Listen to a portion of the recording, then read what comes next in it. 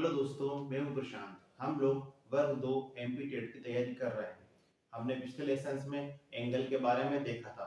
आइए हम एंगल्स को थोड़ा सा आगे लेके चलते हैं। इसका थोड़ा सा एक टॉपिक और देखते हैं। देखिएगा, यहाँ पर ए और बी एक लाइन बनाया हमने। दो पैरेलल लाइन ले लीजिए, ए बी और सी डी। दो में पैरेलल लाइन बनाया, ठीक है। एक तीसरी लाइन बना लीजिए, एम एन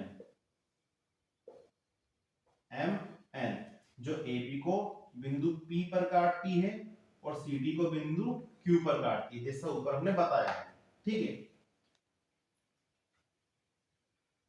एक लाइन ए बी है, एक लाइन सी डी है।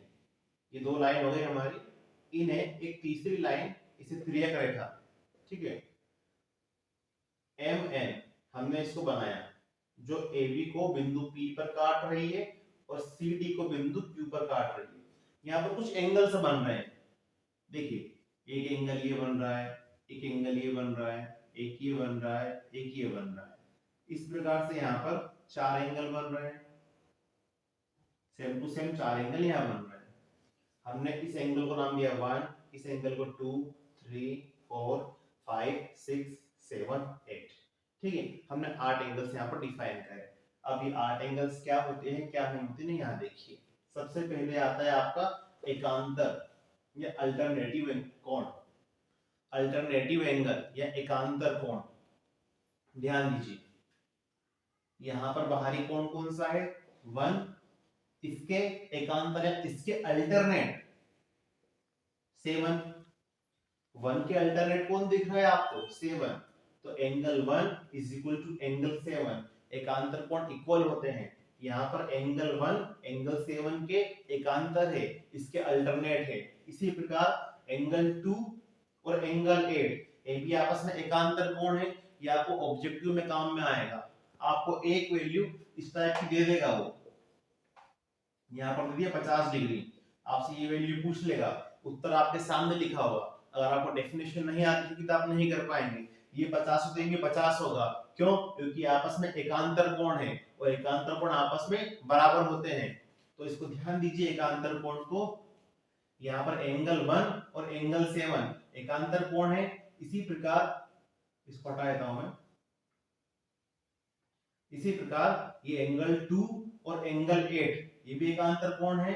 एंगल 4 एंगल 6 के और एंगल 3 एंगल 5 के एकांतर कोण है, ठीक है। यहाँ पर 1 7 के एकांतर है, 2 8 के एकांतर है, 4 6 के एकांतर है और 3 5 के एकांतर है। ये आपका अल्टरनेट एंगल होते हैं और इससे आपका ऑब्जेक्टिव बनता है, ठीक है।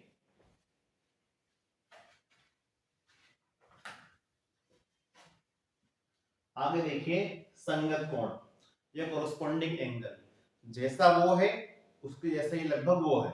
ध्यान दीजिए, ये आपका एंगल 1 है तो इसके जैसा ही एंगल 5 है। ये आपका एंगल 1 है तो इसके जैसा ही एंगल 5 है। इसी प्रकार ये आपका एंगल 2 है तो ये आपका एंगल 6 है। ये एंगल 4 है तो एंगल 8 है, ये करस्पॉन्डिंग है। इसी प्रकार 3 के करस्पॉन्डिंग कौन है, 7 है। ये आपके संगत कोण हो गए, ठीक है। यहाँ पर 1 के संगत कोण है, 1 के करस्पॉन्डिंग कोण है 5, 2 के 6, 4 के 8 और 3 के संगत 3 करस्पॉन्डिंग 7। ये भी आपस में कैसे होते हैं, बराबर होते हैं। ऑब्जेक्टिव आपको कैसे बनेगा, आपको एक चित्र दे दिया जाएगा इस टाइप से ही। मान लीजिए यहाँ पर आपको 50 डिग्री दे दिया गया है, आपको ये एंगल आपसे क्वेश्चन में x करके पूछ लेगा, चार आपको ऑब्जेक्टिव हो जाएंगे, तो आपको 50 ही लगाना है। ये आपका संगत कोण है, क्योंकि, ठीक है।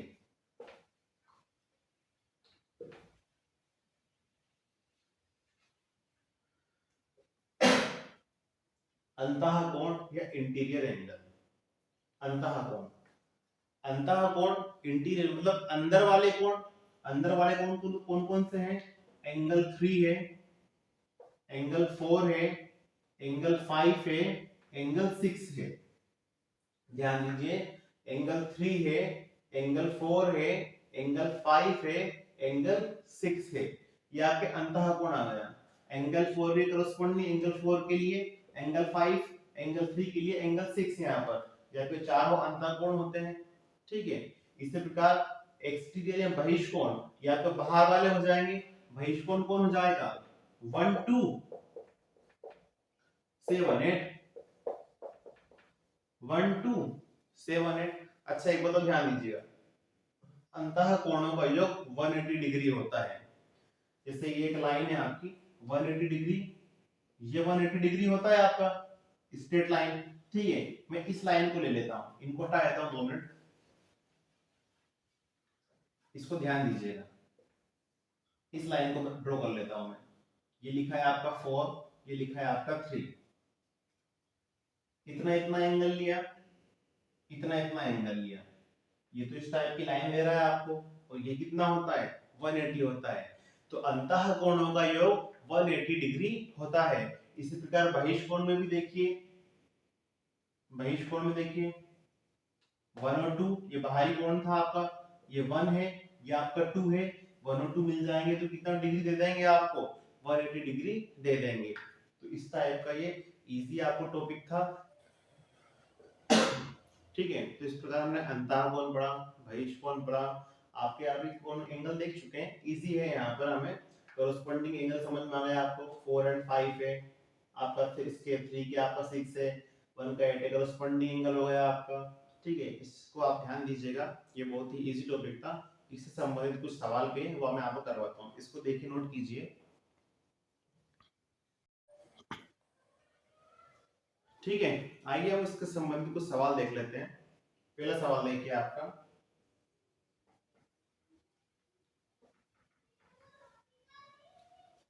आपको एक लाइन P दे दी गई है, दूसरी लाइन Q दे दी गई है। यहाँ पर एक एंगल आपको 50 दिया है, एक आपको 70 दिया है। आपको ये वाला एंगल आपको निकालना है। ध्यान दीजिएगा, आपको इस लाइन को देखिए, ये कितना देके रखा है आपको? 50। इस नीचे वाली लाइन, ये लाइन P थी, ये लाइन मैंने Q बनाई, ये आपको देखो रखा है 50।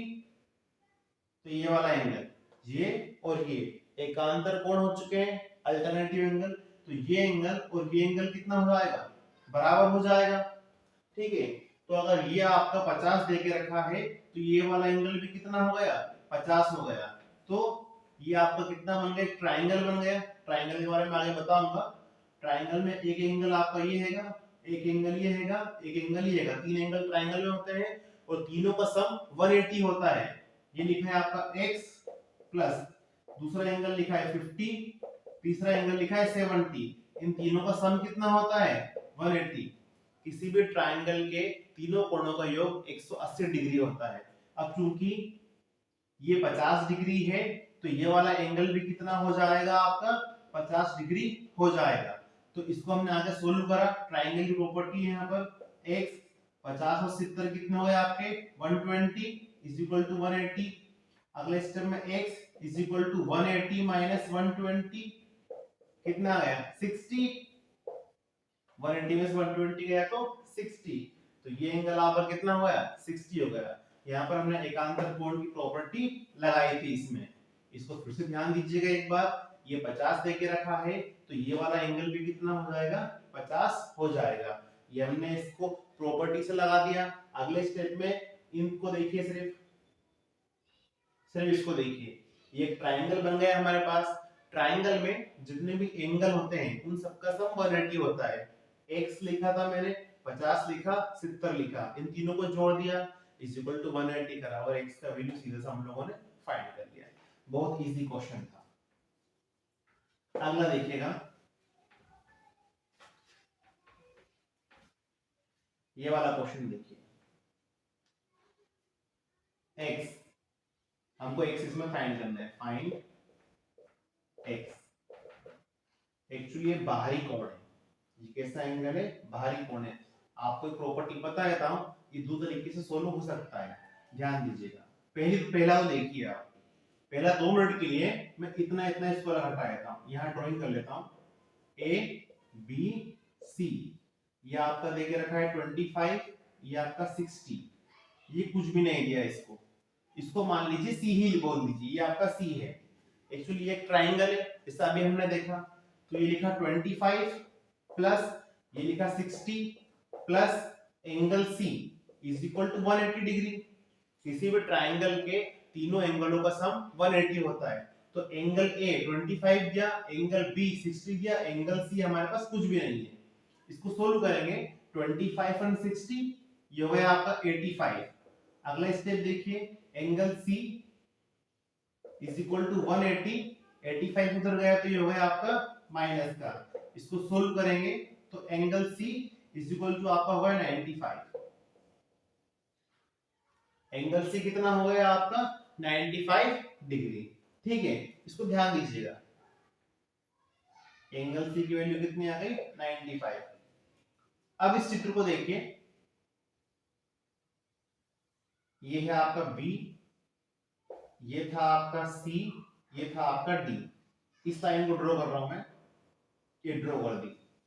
ये वाला एंगल, एंगल सी कितना आ गया 95 आ गया आपका। ठीक है, हम जानते हैं ये पूरा एंगल स्ट्रेट लाइन बृहद कोण ये आपका 180 डिग्री होता है। ये पूरा एंगल कितना होता है 180 डिग्री होता है।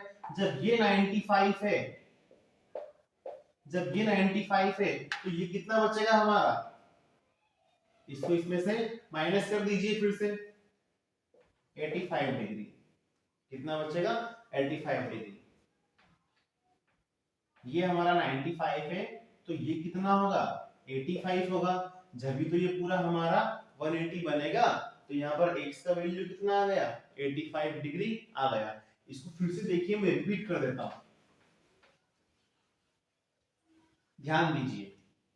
मैंने इस वाले एंगल को C बोला, ये लिखा 25, ये लिखा 60 और ये हो गया angle C is equal to कितना होता है 180। ट्राइंगल के सभी एंगलों का सम 180 होता है। 25 ये एंगल C वैसे ही है, ये 180 वैसे ही है। 25 एंड 60 85 उधर गया तो माइनस का हो गया। एंगल C 180 में से 85 माइनस का 95 डिग्री। आगे देखिए, यहां पर ये एक स्ट्रेट लाइन है हमारे पास B C D.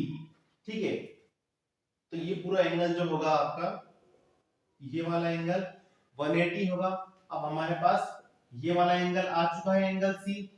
Angle C कितना है हमारे पास 95 डिग्री है। तो ये वाला एंगल निकालना है हमें, एक्चुअली ये ए है तो एंगल ए सी बी, ध्यान दीजिए angle A C B, A C B plus angle A C D, angle A C D, ये दोनों मिलकर 180 बना रहे हैं।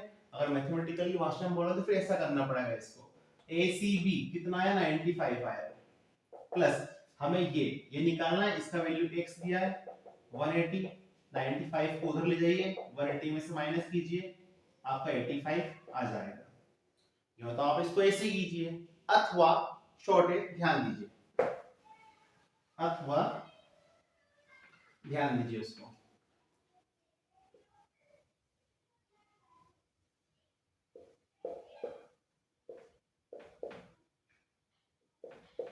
ये है बहिष्कोण, ये है बाहरी कोण।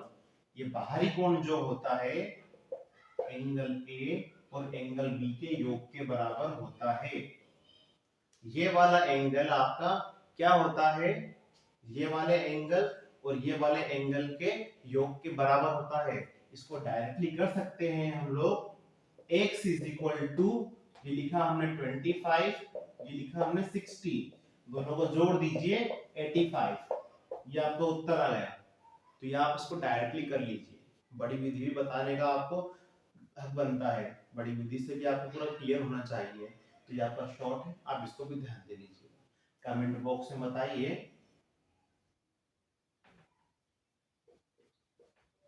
x का वैल्यू कितना होगा। कमेंट बॉक्स में आपको बताना है x का वैल्यू यहां से कितना होगा। ठीक है, ठीक है। अब हम आगे के लेक्चर में देखेंगे अगला टॉपिक क्या होता है। आपको चैनल अच्छा लगता है उसको लाइक कीजिए, सब्सक्राइब कीजिए, शेयर कीजिए, कमेंट्स कीजिए और अच्छे से तैयारी कीजिए। थैंक यू, शुक्रिया।